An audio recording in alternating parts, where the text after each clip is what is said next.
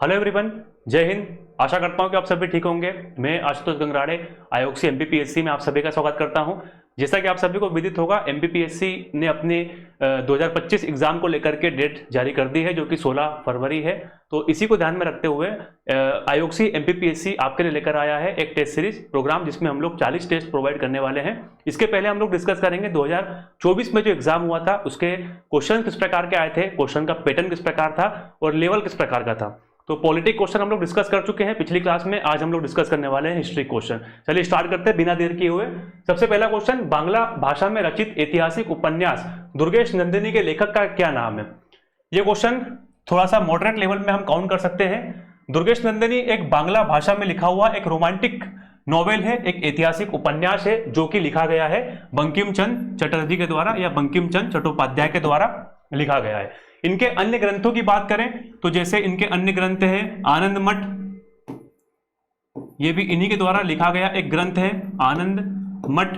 वंदे मातरम, यह भी इन्हीं के द्वारा लिखा गया है। इसके अलावा देवी चौधरानी, यह भी बंकिम चंद्र चट्टोपाध्याय या चटर्जी के द्वारा लिखा गया ग्रंथ है। कृपाल कुंडला, यह भी इनके द्वारा लिखा ग्रंथ है। देवेंद्रनाथ के नाम से हमें ऐसा लग रहा है कि शायद ठाकुर की बात चल रही है। देवेंद्रनाथ ठाकुर या देवेंद्रनाथ टैगोर, इनके बारे में भी आएगा। रविन्द्रनाथ टैगोर, जो कि इनके पुत्र है देवेंद्रनाथ टैगोर के। रविन्द्रनाथ टैगोर इनकी ये भी एक प्रसिद्ध उपन्यासकार है, जो कि नोबेल प्राइज पाने वाले पहले गैर यूरोपीय व्यक्ति है। 1913 में इनको नोबेल प्राइज मिला था। इनके ग्रंथों के नाम जैसे गोरा, ये इनके द्वारा लिखित ग्रंथ है। गोरा, चित्रांगदा, ये भी इनके द्वारा लिखित ग्रंथ है। गीतांजलि, जिसके लिए इन्हें नोबेल प्राइज मिला था। हेमचंद बंदोपाध्याय, ये भी एक राइटर है, ये भी बांग्ला भाषा के राइटर है और इनके ग्रंथों के नाम है जैसे भरत विलाप, भरत संगीत, काल चक्र, ये इनके द्वारा लिखित ग्रंथों के नाम है। इसका राइट आंसर रहेगा बंकिम चंद्र चटर्जी।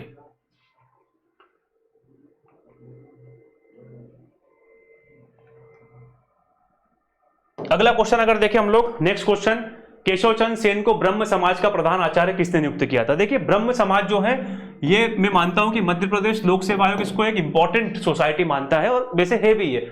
और एमपीपीएससी ने इसके ऊपर पिछले वर्षों में कई क्वेश्चन पूछे हैं ब्रह्म समाज के ऊपर। अगेन इस साल फिर से एक क्वेश्चन रिपीट कर दिया। पिछली बार शायद आदि ब्रह्म समाज के ऊपर क्वेश्चन पूछा गया था, इस बार ब्रह्म समाज के ऊपर क्वेश्चन पूछ लिया गया है। तो ब्रह्म समाज का प्रधान आचार्य किसे नियुक्त किया गया। तो ब्रह्म समाज के बारे में अगर थोड़ा सा हिस्टोरिकल बैकग्राउंड देखें तो 1828 में इसकी स्थापना होती है कलकत्ता में। राजा राममोहन राय इसकी स्थापना करते हैं। राजा राममोहन राय 1828 में कलकत्ता में ब्रह्म समाज की स्थापना करते हैं। और 1828 से लेकर लगभग 1830 में जब ये चले जाते हैं लंदन अकबर द्वितीय की पेंशन बढ़ाने के लिए, तब तक के लिए ये रहते हैं ब्रह्म समाज के प्रमुख आचार्य के रूप में। 1833 में जब इनकी मृत्यु होती है ब्रिस्टल में, उसके बाद 1833 से लेकर के 1843 तक जो ब्रह्म समाज के प्रधान आचार्य थे वो थे रविंद्रनाथ टैगोर जी के दादाजी, जिनका नाम है द्वारिकानाथ टैगोर। 1833 से 1843 तक। 1843 में फिर चेंज होते हैं और द्वारिकानाथ टैगोर के पुत्र जो हैं वो बनते हैं, जिनका नाम था देवेंद्रनाथ ठाकुर या देवेंद्रनाथ टैगोर, ये इसके प्रमुख बनते हैं। इसी दौरान 1857 में एक व्यक्ति की एंट्री होती है ब्रह्म समाज में, जिनका नाम था केशव चंद्र सेन। 1857 में एंट्री होती है ब्रह्म समाज में और बाद में 1862 में इनको बना देते हैं प्रमुख। कौन बनाता है तो 1843 से 62 के बीच में कौन थे प्रमुख, वो थे देवेंद्रनाथ ठाकुर। इनके द्वारा बनाया जाता है 1862 में प्रमुख केशव चंद्र सेन को। बाद में 1866 में ब्रह्म समाज में विभाजन हो जाता है, स्प्लिट हो जाता है। कुछ विचारों मतभेद के कारण इसका विभाजन हो जाता है और आदि ब्रह्म समाज नाम से एक सोसाइटी गठित होती है और एक सोसाइटी गठित होती है ब्रह्म समाज ऑफ इंडिया। ब्रह्म समाज ऑफ इंडिया यानी भारतीय ब्रह्म समाज। और पिछली बार जो पूछा गया था वो ये पूछा गया था आदि ब्रह्म समाज के संस्थापक, तो 1866 में रहते हैं देवेंद्रनाथ टैगोर, जिन्होंने नियुक्त किया था केशव चंद्र सेन को प्रमुख आचार्य। और ब्रह्म समाज ऑफ इंडिया के प्रमुख रहते हैं केशव चंद्र सेन ही। केशव चंद्र सेन। तो इस क्वेश्चन का राइट आंसर रहेगा देवेंद्रनाथ ठाकुर, देवेंद्रनाथ टैगोर। ब्रह्म समाज एक इंपॉर्टेंट समाज है एमपीपीएससी के पॉइंट ऑफ व्यू से। अगला क्वेश्चन, गांधी जी ने किस आंदोलन के समय वेल्स के राजकुमार का बहिष्कार करने का आह्वान किया था? वेल्स के राजकुमार यानी प्रिंस थे ये, इनका नाम था प्रिंस एडवर्ड। प्रिंस एडवर्ड लगभग नवंबर 1921 के आसपास इंडिया आए थे। 1921 के आसपास इन्होंने इंडिया विजिट किया था। अब अगर ये पता हो अपने को प्रिंस ऑफ वेल्स कब आए थे या वेल्स के राजकुमार कब आए थे, तो इसके अकॉर्डिंग ही हम इसका आंसर निकाल सकते हैं। खिलाफत आंदोलन 1920 के दौरान 1919-20 में चल रहा था ये। असहयोग आंदोलन 1 अगस्त 1920 को स्टार्ट हुआ था। सविनय अवज्ञा आंदोलन 1930 में स्टार्ट हुआ था और भारत छोड़ो 1942 का आंदोलन है। तो जो हमको करीब दिख रहा है वो असहयोग आंदोलन इस क्वेश्चन का राइट आंसर होगा।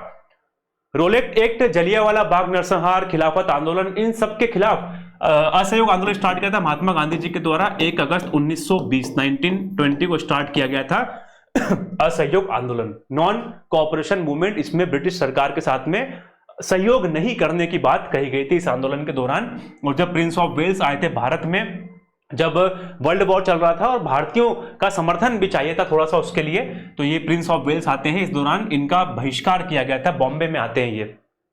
इसका राइट आंसर था असहयोग आंदोलन। अगला क्वेश्चन, मौर्यकालीन प्रशासनिक व्यवस्था में प्रदेष्टा किस विभाग से संबंधित है? मौर्यकालीन प्रशासनिक व्यवस्था प्री के पॉइंट ऑफ व्यू से भी इंपॉर्टेंट है, साथ में मेंस के पॉइंट ऑफ व्यू से भी बहुत ज्यादा इंपॉर्टेंट है। तो अगर आपने प्री और मेंस को साथ में रखकर तैयारी की होगी तो आपको इसका आंसर इजी लगा होगा, अदरवाइज थोड़ा सा आपको टफ लगा होगा। प्रदेष्टा किस विभाग से संबंधित है? तो प्रदेष्टा जो है वो न्याय विभाग से संबंधित एक पोस्ट है। न्याय विभाग यहां पर 2 प्रकार का है। पहला होता है क्रिमिनल मामले में, क्रिमिनल यानी जिसको बोलते हैं फौजदारी, फौजदारी न्यायालय को कहा जाता था कंटक शोधन, कंटक शोधन, फौजदारी न्यायालय जिन्हें कंटक शोधन कहा जाता था मौर्य काल के दौरान। और एक होते थे सिविल यानी दीवानी न्यायालय जिन्हें धर्मस्थीय कहा जाता था मौर्य काल के दौरान। कंटक शोधन के जो प्रमुख होते थे वो होते थे प्रदेष्टा यानी chief justice of criminal court, यानी फौजदारी न्यायालय के न्यायाधीश या कंटक शोधन न्यायालय के न्यायाधीश को कहते थे प्रदेष्टा। और धर्मस्थीय या दीवानी न्यायालय या chief justice of civil court, इनको कहा जाता था व्यवहारिक, व्यवहारिक। तो ये दोनों जो है व्यावहारिक हो चाहे प्रतिष्ठा हो, ये संबंधित है न्याय विभाग से। रेवेन्यू डिपार्टमेंट या राजस्व विभाग के प्रमुख को कहा जाता था समाहर्ता, समाहर्ता। न्याय विभाग का तो हमने देख लिया प्रतिष्ठा भी है और व्यावहारिक भी है। सैन्य विभाग के प्रमुख को कहा जाता था सेनापति।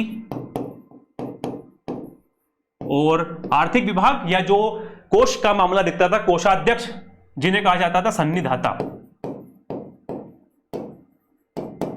सन्निधाता ये कोषाध्यक्ष हुआ करते थे। तो राइट आंसर इसका होगा न्याय विभाग। अगला क्वेश्चन, के एम पणिक्कर ने किसके लिए कहा था कि वे आधुनिक भारत के प्रथम कूटनीतिज्ञ थे, first diplomat of modern India. हालांकि के एम पणिक्कर को भी कहा जाता है भारत के पहले कूटनीतिज्ञ, और के एम पणिक्कर के द्वारा गोपाल कृष्ण गोखले जी को कहा गया था भारत के पहले यानी आधुनिक भारत के मॉडर्न इंडिया के पहले फर्स्ट डिप्लोमेट गोपाल कृष्ण गोखले, जो कि महात्मा गांधी जी के राजनीतिक गुरु माने जाते हैं गोपाल कृष्ण गोखले जी।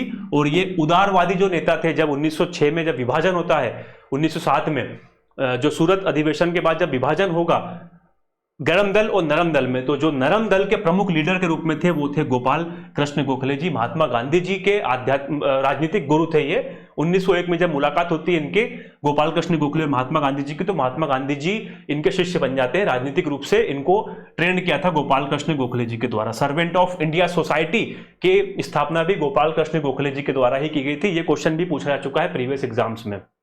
और बाल गंगाधर तिलक जी ने इसको कहा था भारत का रत्न या भारत का हीरा, गोपाल कृष्ण गोखले जी को कहा था बाल गंगाधर तिलक के द्वारा।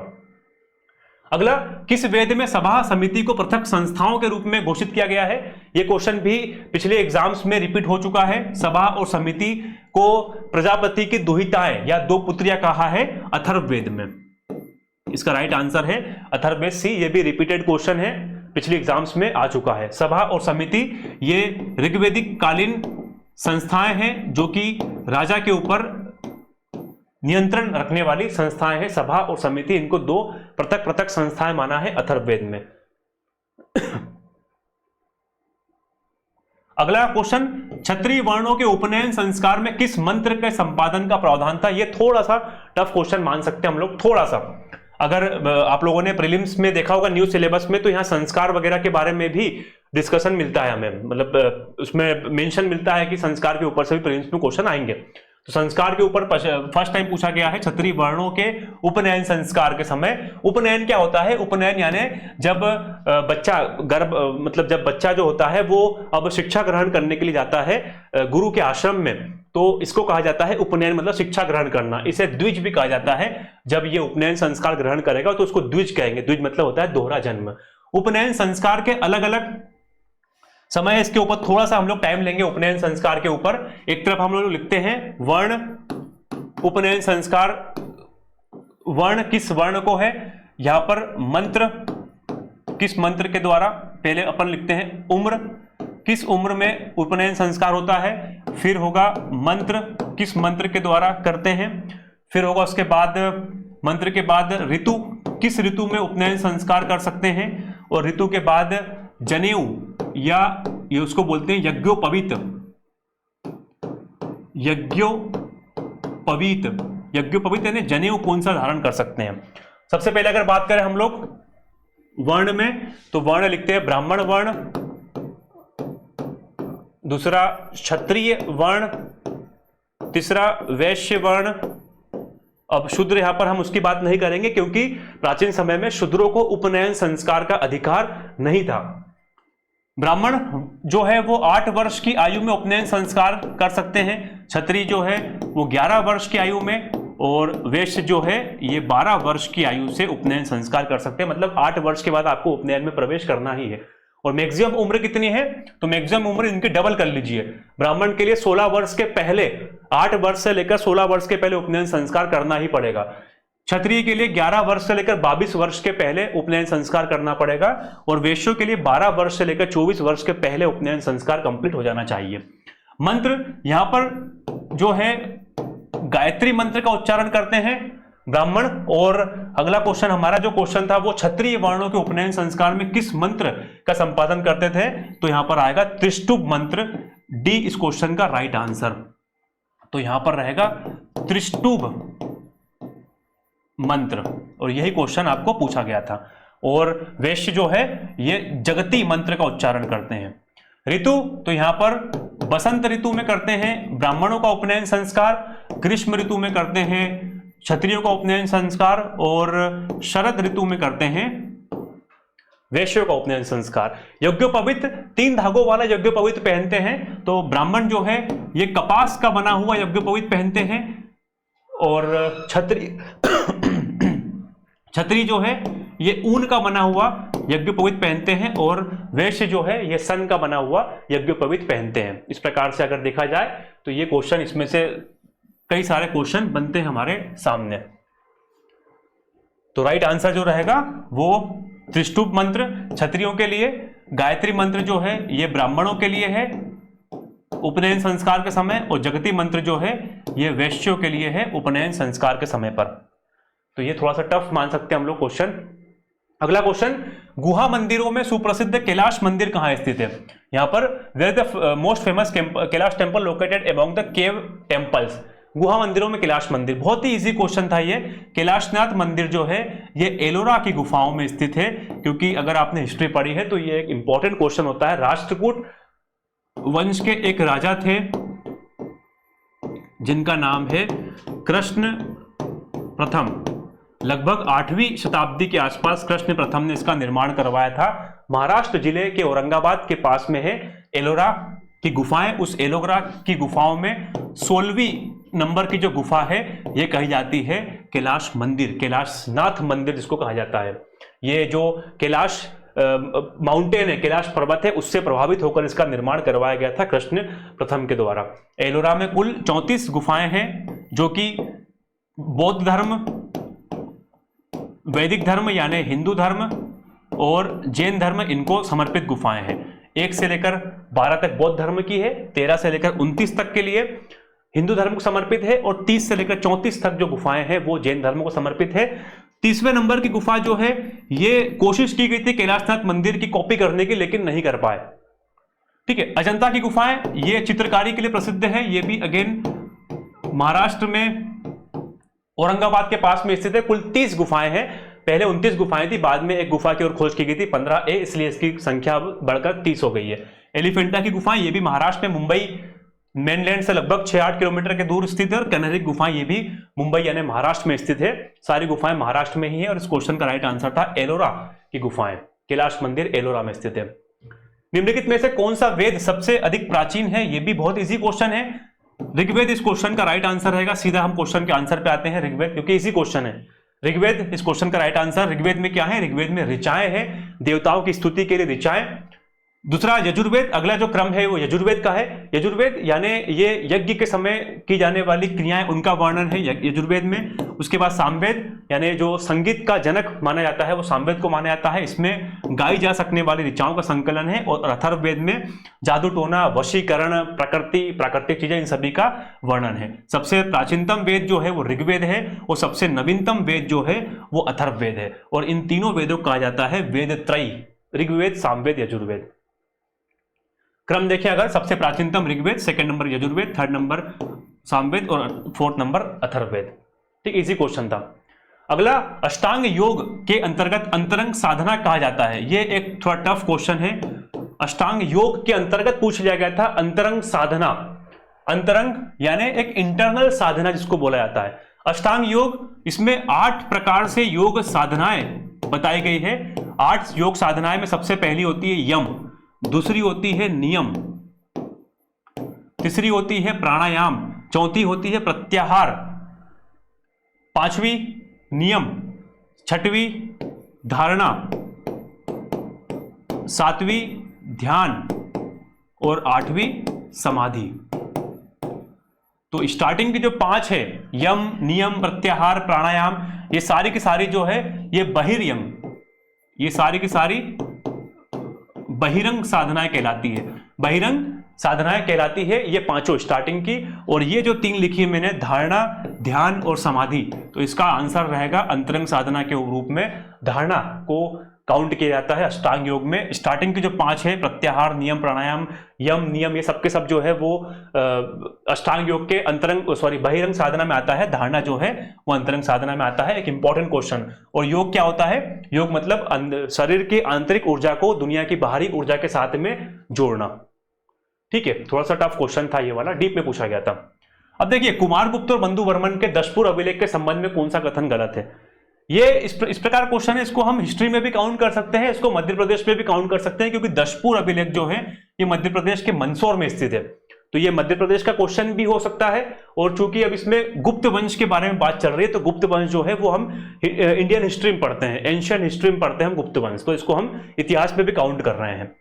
यहां पर क्या पूछा गया है? कौन सा कथन गलत है? तो गलत कथन के ऊपर देखना है हमें। इस अभिलेख में रेशम बुनकरों की श्रेणी द्वारा सूर्य मंदिर के निर्माण का उल्लेख है। यह क्वेश्चन एमपीपीएससी में पूछा जा चुका है पिछली एग्जाम्स में। यह भारत में विज्ञापन परंपरा का प्राचीनतम उदाहरण है। यह क्वेश्चन भी पूछ चुके हैं 2022 या 21 के एग्जाम में। सीधा क्वेश्चन आया था कि भारत में विज्ञापन परंपरा का प्राचीनतम उदाहरण कौन सा है, तो वो इसका राइट आंसर था दशपुर अभिलेख। ये दोनों क्वेश्चन पूछे जा चुके हैं एग्जाम में।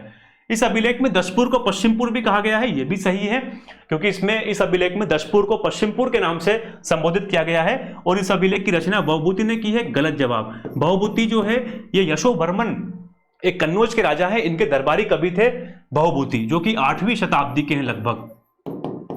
इसका आंसर ये नहीं रहेगा।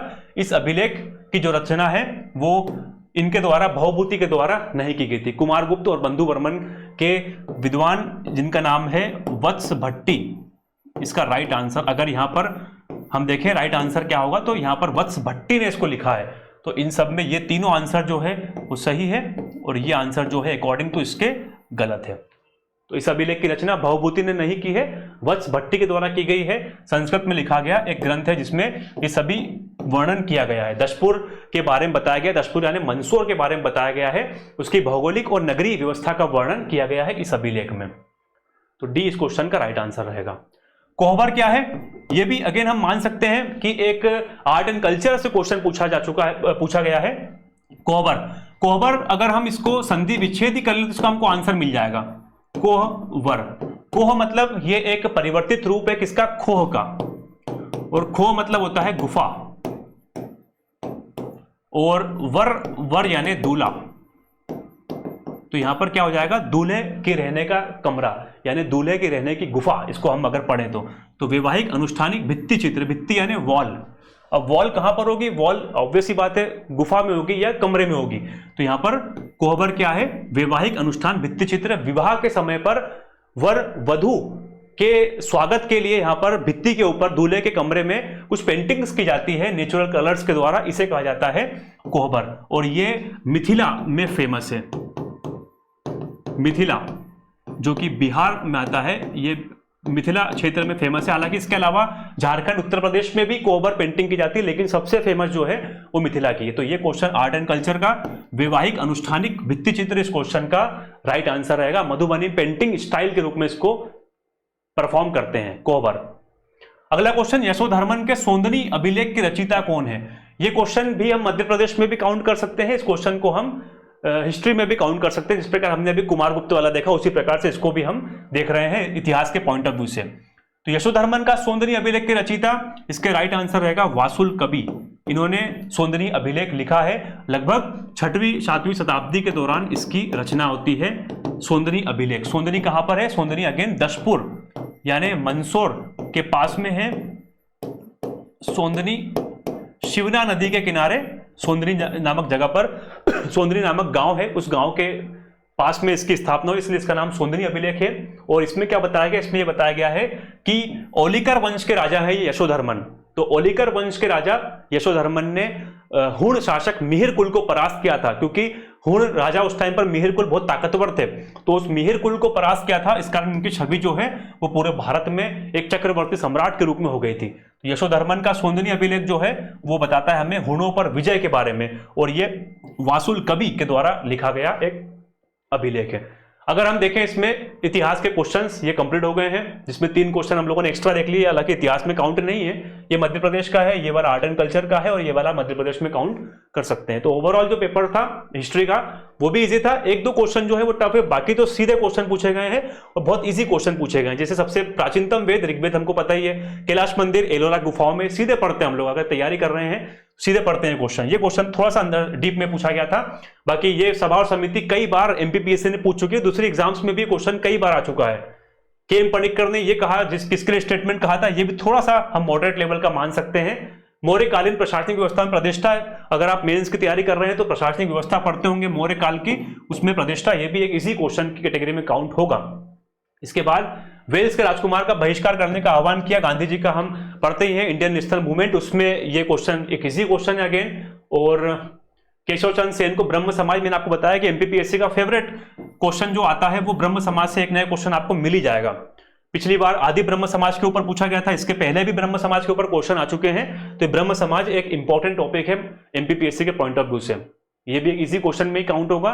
बंगला भाषा का दुर्गेश नंदिनी, ये थोड़ा सा हम मान सकते हैं कि एक क्योंकि ऐतिहासिक उपन्यास दुर्गेश नंदिनी के लेखक बंकिम चंद्र चटर्जी या बंकिम चंद्र चट्टोपाध्याय, इनके आनंद मठ वंदे मातरम, इनके बारे में सभी को पता है। दुर्गेश नंदिनी के बारे में बहुत कम लोग पता है, इसलिए थोड़ा सा हम मॉडरेट लेवल का मान सकते हैं क्वेश्चन। बाकी ओवरऑल पेपर जो था वो पेपर इजी की कैटेगरी में आएगा हिस्ट्री के पॉइंट ऑफ व्यू से।